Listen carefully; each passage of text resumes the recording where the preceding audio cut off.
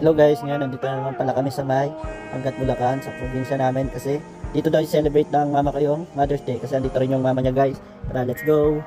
Hello guys, ngayon nandito tayo ulit sa may Angat, Bulacan. Ayan, mag-swimming tayo ulit dito sa may ilog. Ayan, ilog guys. Dito tayo mag-swimming. Ayun, kasama ko si John Vic.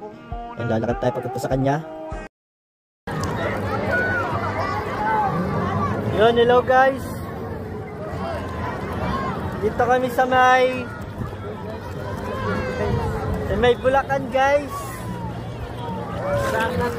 Angat. Sa Angat Dam.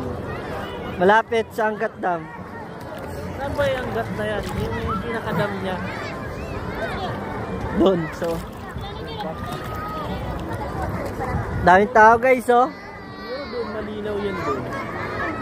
No? Doon malinaw yan. May umangat doon eh.